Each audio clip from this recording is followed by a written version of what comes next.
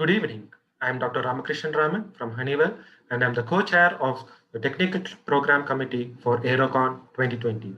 As Dr. Ravi indicated, we now have the first session on the business team, Reimagining Aerospace Industry in Post-COVID Era, and it is my honor to chair this session. To begin with, it is my privilege to welcome Mr. Pradeep Fernandes, Managing Director, Strategy for Confident Travel Initiative at Boeing. In his current role, he is responsible for developing strategy for Boeing's efforts to restore public confidence in air travel.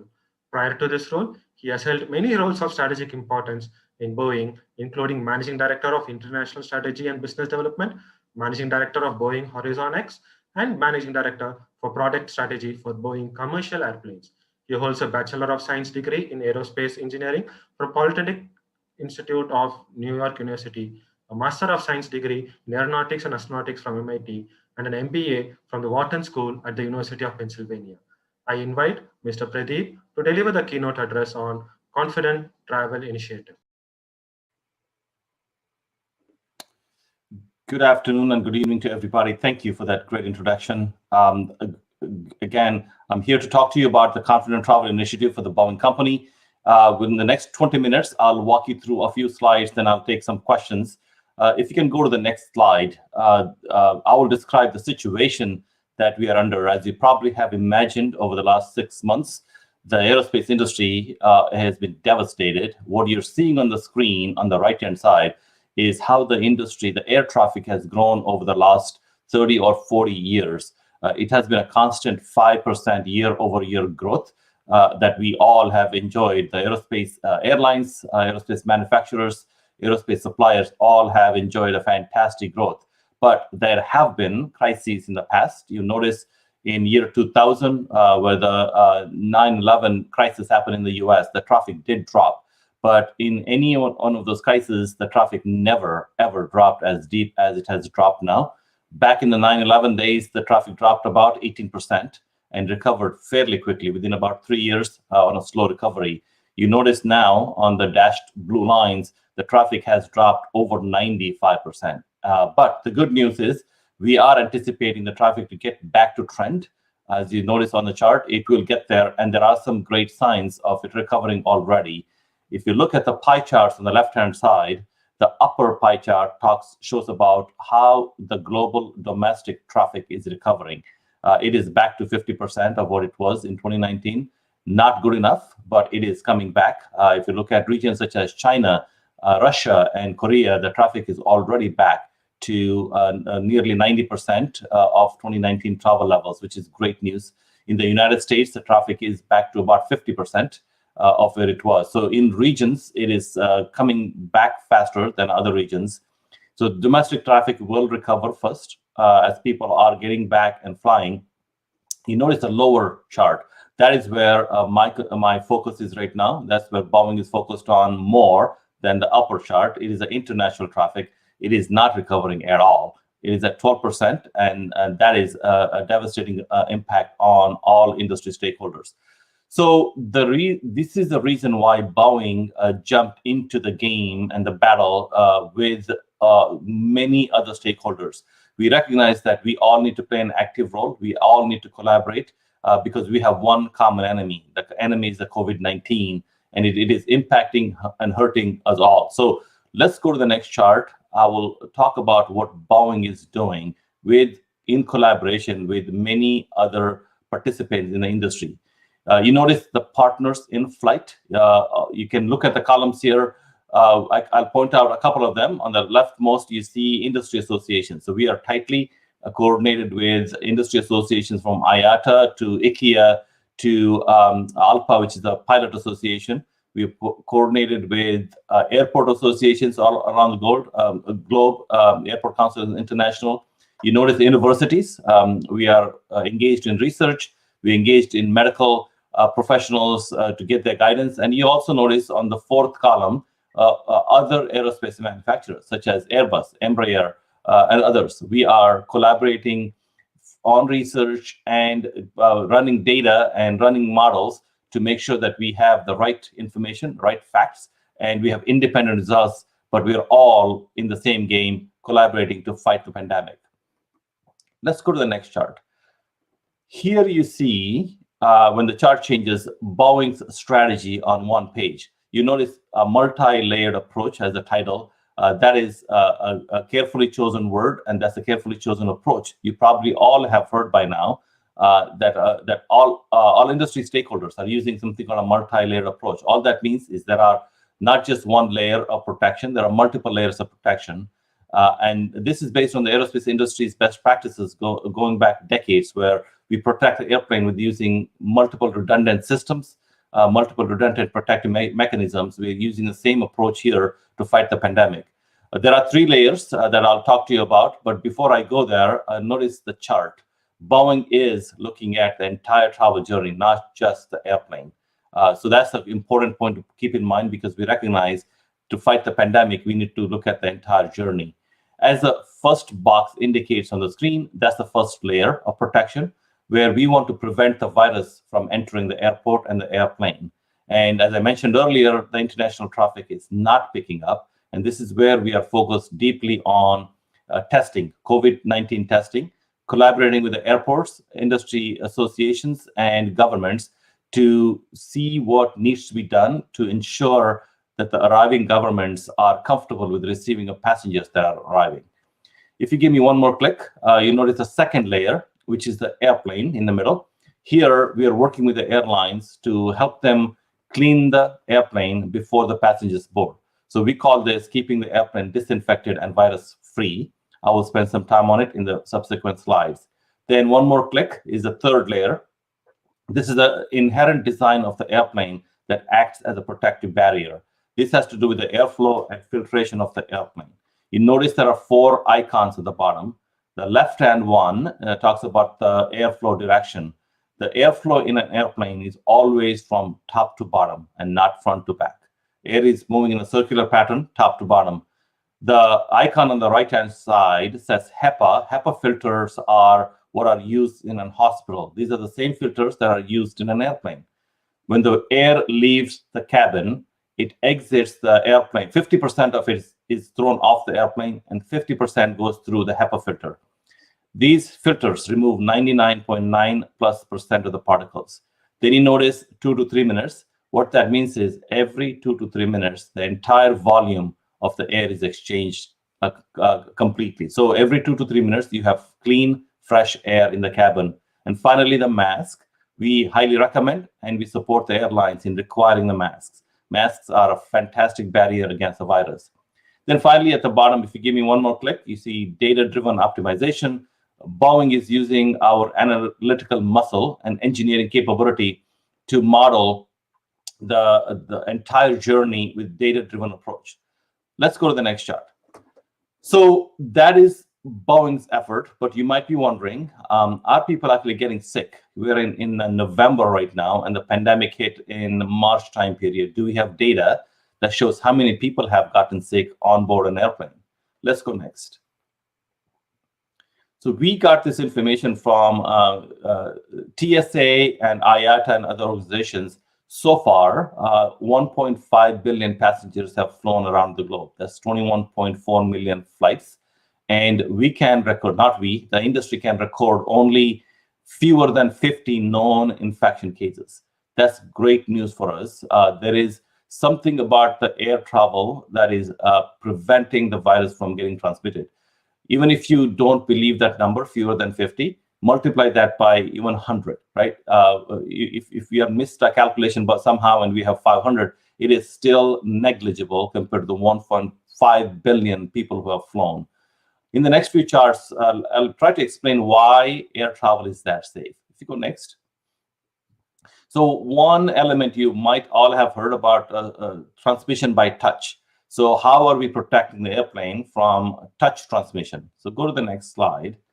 Here you see a few icons. We call this a clean airplane program. This is my second layer of protection.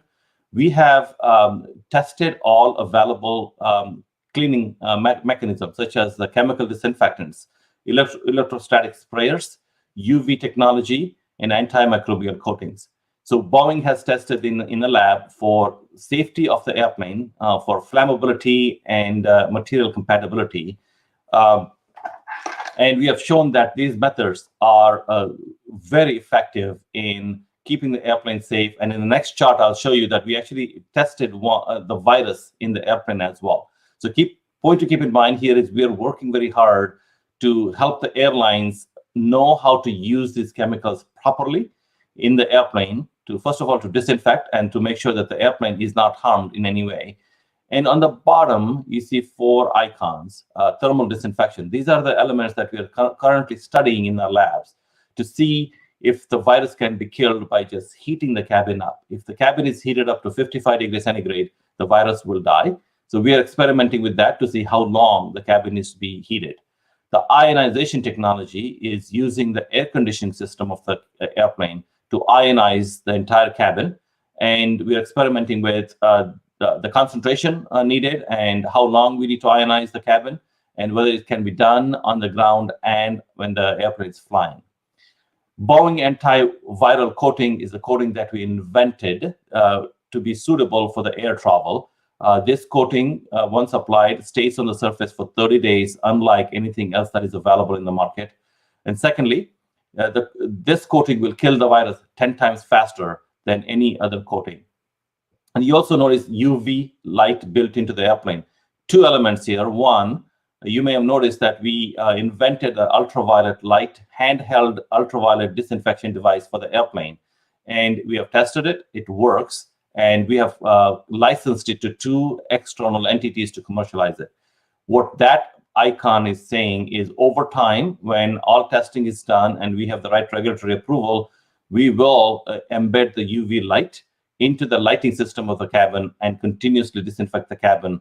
Again, when all the research is done and all the approvals are granted, it is an ongoing study. Let's go next. As I mentioned in the previous chart, we have in fact tested a live virus in the cabin. We have put it on seats. We have put it on seat tables, IFE system, on the bins. The virus is called the MS2 virus. This virus is harder to kill than the COVID-19 virus, but it's safe for human beings. So we put the virus all over the airplane where the touch surfaces are, and we tested the chemical disinfectants. We tested the electrostatic sprayers, the antimicrobial coatings, and the ultraviolet light. And if you go to the next slide, I'm happy to tell you that these methods work effectively and they do clean and kill the virus. So before you board the airplane, the airlines are ensuring that the cabin is virus-free and your risk of getting infection from touch is highly, highly minimized because of the airplane's cleanliness. So let's go next. So next big question that comes is, okay, the touch is good. What about airborne transmission? What if somebody next to me or in the airplane coughs or sneezes? So this is where the airflow system of the airplane comes in, extremely handy and a fantastic protective barrier. If you go to the next chart,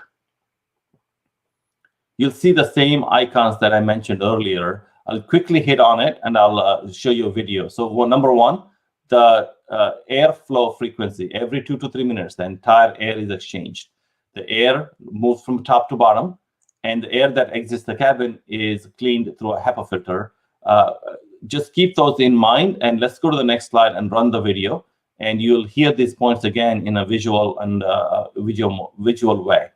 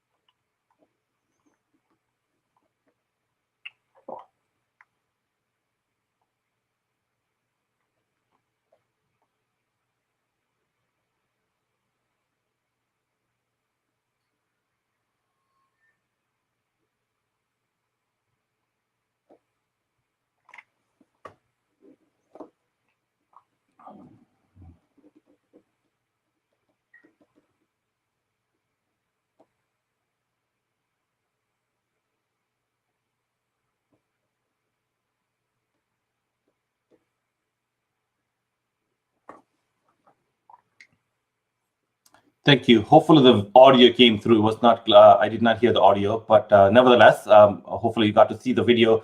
The next question you might be wondering is, that is very clear that the airflow is great, but how does that compare to other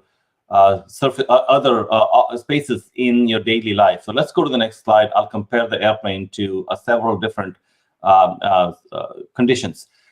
Leftmost is the residence, office building, airport, and then the airplane. Two pieces of information here. Right under those icons, pictures, you notice the frequency of air exchange. In a typical US residence or in European residence where the houses are closed because of insulation needs, there is only probably one air exchange per hour or longer. This is not true for Indian households, but for other countries where the houses are insulated and closed, there is hardly any air exchange of notice. The next one is the office building. In typical office buildings, air exchanges every 12 to 30 minutes. So that is one air exchange every 12 to 30 minutes. Airports, every 6 to 10 minutes. We're getting better here. And then airplanes, as I mentioned, every 2 to 3 minutes. You can see the air in the airplane is exchanged a lot more frequently than the airports. What you don't see on the screen here are hospitals. Hospitals are between airports and airplanes, less than airplanes. So about 15 to 20 air changes per hour.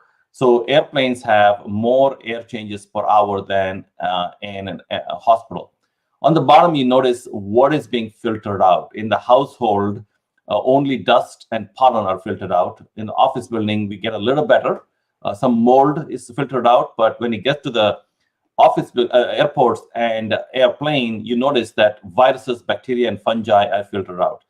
So when you get to the airplane level, you are at the best possible filtration level and best possible air exchange level. So comparing this to other three, I feel safe flying. In fact, one of my coworkers always jokes that he would feel comfortable having a cup of tea on an airplane than in a restaurant. So let's go next.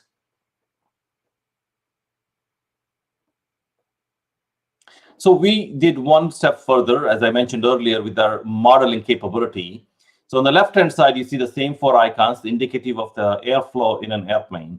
In the arrow, you see that we did a computational fluid dynamics model of the entire cabin of a 737-sized airplane and a 767 or 777-sized airplane, narrow bodies and wide bodies, to understand exactly what happens if somebody coughs in a cabin. We tracked the cough material that came out of the passenger's mouth for 4 minutes and tracked how much of it got into each one of the passengers' breathing zones. We did the same thing in an office environment around the conference table.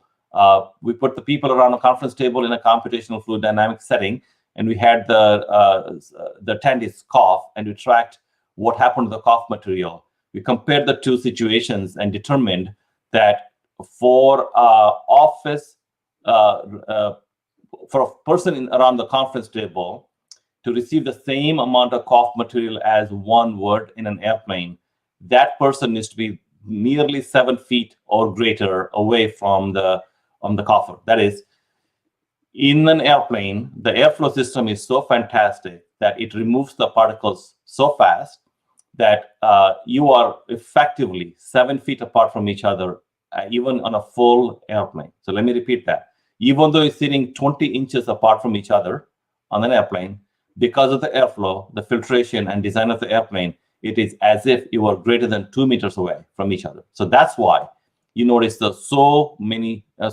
few infections in the last 10 months, and 1.5 billion passengers have traveled, and we have fewer than 50 infections because of the cleanliness, cleaning mechanisms, the mask etiquette, and then the airplane design itself.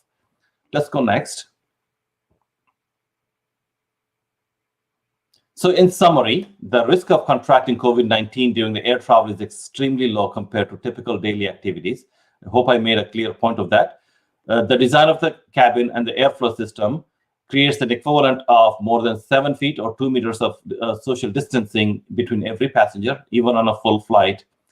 airlines and airports are using multi-layered approach to clean the airplane, and that is working. And we are all part of the solution. And one more point I would make is Boeing is now focused on the testing of COVID-19 to ensure that the international travels can be released and people will start flying internationally. So thank you for your time, and I would like to take any questions you have.